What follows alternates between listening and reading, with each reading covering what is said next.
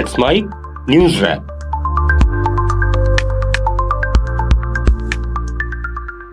Let's bike news wrap में अब सुनते हैं दिन भर की अहम खबरें सिर्फ 10 मिनट में।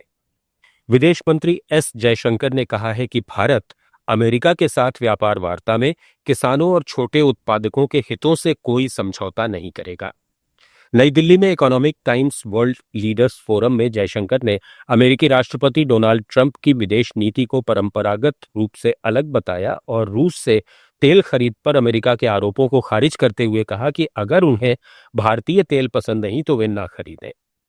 भारत ने साफ किया कि उसकी प्राथमिकता किसानों की रक्षा है। उन्होंने भारत चीन संबंधों को अमेरिका से तनाव के साथ जोड़ने को भी गलत बताया। In the negotiations, we have to be clear as to, red lines by definition are lines to be maintained and defended. Keeping that in mind, see what we get. And frankly, where we are concerned, the red lines are primarily the interests of our farmers and to some extent of our small producers. So when people pronounce that we have succeeded or failed or, where are you? The bottom line is, my counter question is, we as a government are committed to defend the interests of our farmers and our small producers. We are very determined on that. That's not something which we can compromise on. Bharat 25 अगस्त से America के लिए ज्यादातर अंतर्राष्ट्रीय डाक सेवाएं अस्थायी रूप से बंद कर देगा। यह फैसला अमेरिकी राष्ट्रपति ट्रंप के नए टैरिफ नियमों के जवाब में किया गया है। अमेरिका ने $800 तक के सामान पर सीमा शुल्क छूट खत्म कर दी है। अब 29 अगस्त से हर सामान पर ड्यूटी लगेगी, सिवाय $100 तक के गिफ्ट आइटम्स के। इस वजह से एयरलाइंस ने 25 अगस्त के बाद डाक स्वीकार करने से मना कर दिया है। डाक विभाग अब केवल पत्र, दस्तावेज और $100 तक के गिफ्ट आइटम ही अमेरिका भेजेगा। पहले से बुक किए गए सामान का शुल्क रिफंड किया जाएगा। सपा के राष्ट्रीय अध्यक्ष और पूर्व मुख्यमंत्री अखिलेश यादव ने आरोप लगाया है कि उत्तर प्रदेश में खाद का बड़ा घोटाला हुआ है। हालत ये हो गई है कि महिलाओं को भी लाइन लगानी पड़ रही है। भाजपा सरकार किसानों को खाद नहीं दे पा रही है और उन पर लाठीचार्ज किया जा रहा है। पार्टी मुख्यालय में कार्यकर्ताओं को संबोधित करते हुए उन्होंने राज्य सरकार पर सत्ता का दुरुपयोग कर वोटों की डकैती का भी आरोप लगाया। उन्होंने कहा कि भाजपा गरीबों का वोट कटवा रही है। सपा ने वोटर लिस्ट से हटाए गए 18,000 वोटरों की सूची शपथ पत्र के साथ चुनाव आयोग को भेजी थी, मगर आयोग शपथ पत्र मिलने से ही मना कर रहा है, जबकि सपा के पास हर शपथ पत्र की रसीद है। राजस्थान के पूर्व मुख्यमंत्री अशोक गहलोत ने राजस्थान की भाजपा सरकार के मंडी और उपमंडी यार्ड में गैर अधिसूचित कृषि उपज और खाद्य पदार्थों पर प्रति 100 रुपए के लेन देन पर 50 पैसे यूजर चार्ज देने के आदेश का विरोध किया है। गहलोत ने एक्स पर लिखा कि रोज काम आने वाले दाल, चावल, आटा, मैदा, सूजी, तिलहन, खाद्य तेल, नमक और ड्राई फ्रूट्स इसके दायरे में आएंगे, जिससे खाद्य पदार्थों के व्यापारियों और ग्राहक दोनों पर ही आर्थिक भार बढ़ेगा। इसके विरोध में प्रदेश की 247 खाद्य पदार्थ मंडियां हड़ताल पर हैं। इससे व्यापारियों को घाटा हो रहा है और आम जन को परेशानियों का सामना करना पड़ रहा है। गहलोत ने लिखा कि राज्य सरकार को अविलंब इन व्यापारियों से बात कर इसका समाधान निकालना चाहिए। पंजाब के मुख्यमंत्री भगवंत मान ने भाजपा नीत केंद्र सरकार पर राज्य में मनमाने ढंग से राशन कार्ड काट कर लाखों गरीब परिवारों से भोजन छीनने का आरोप लगाया है। भाजपा वोट चोर से राशन चोर बन गई है। ये पंजाब का राशन है जो हम उन्हें देते हैं और हम इस अन्याय के खिलाफ पूरी ताकत से लड़ेंगे। मान ने कहा कि भाजपा अक्सर खुद को 80 करोड़ भारतीयों को राशन प्रदाता बताती है, लेकिन हालिया रिपोर्टों से पता चला है कि केंद्र ने पंजाब में 8,02,493 राशन कार्ड रद्द करने की योजना बनाई है।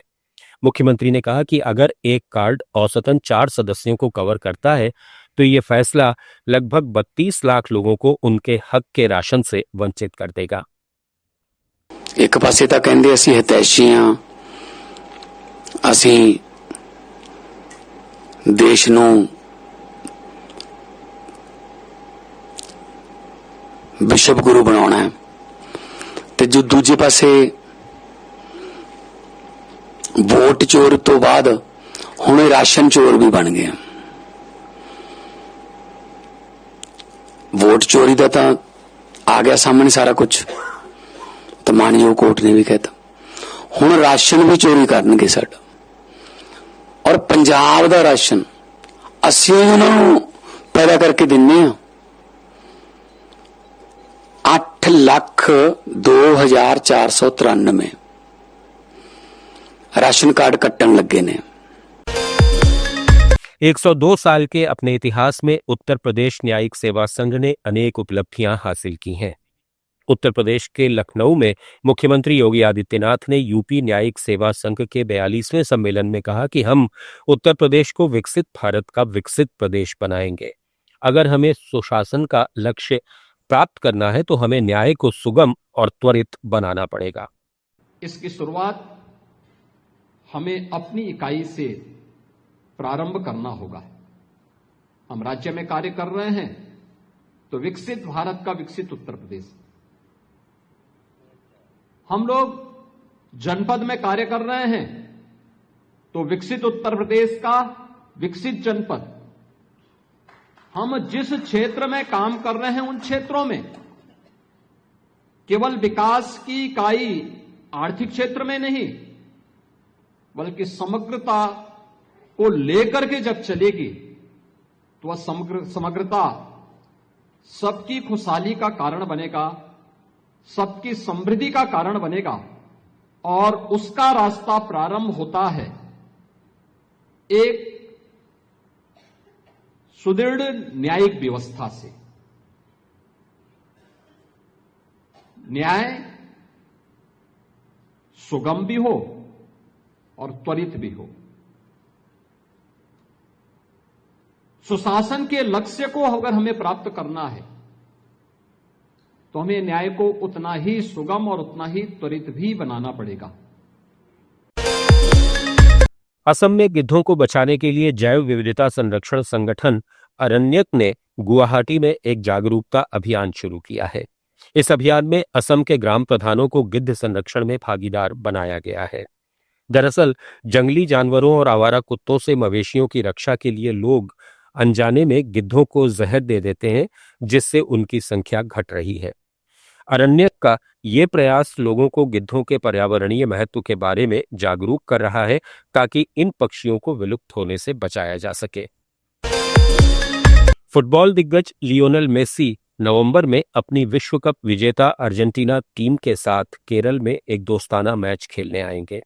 राज्य के खेल मंत्री वी अब्दुर्रहमान ने कोच्चि में एक प्रेस कॉन्फ्रेंस में ये घोषणा की। उन्होंने बताया कि अर्जेंटीना फुटबॉल एसोसिएशन ने इसकी पुष्टि कर दी है। मेसी के आने की घोषणाएं रद्द होने से प्रशंसक निराश थे, लेकिन अब फिर उनमें उत्साह है। मेघालय में पश्चिम जैतिया हिल्स पुलिस ने देमथ्रिंग में एक विशेष अभियान चलाकर 3 लोगों को गिरफ्तार किया और चोरी के 3 दोपहिया वाहन बरामद किए। पुलिस की विशेष सेल ने खुफिया जानकारी के आधार पर एक अनरजिस्टर्ड कार को रोका जिसमें 2 लोग सवार थे। कार में वाहनों के पुर्जे मिले, जिसके बाद दोनों ने जंगल में ले जाकर 3 दोपहिया वाहन दिखाए। वहां से तीसरे व्यक्ति को भी गिरफ्तार किया गया। पुलिस अधीक्षक जगपाल सिंह धनोआ ने जोवाई में इस अभियान के बाद प्रेस ब्रीफिंग में बताया कि आरोपियों ने शिलोंग के लबान और झालूपुरा इलाकों से वाहन चोरी करने की बात कबूल की है। अरुणाचल प्रदेश में हिमालय की गोद में बसे तवांग शहर के किसान अब मेगा फूड पार्क से जुड़ेंगे। बांदरदेवा में बनने वाले इस फूड पार्क में तवांग के किसानों को 5000 वर्ग मीटर जमीन खेती के लिए मुफ्त दी जाएगी।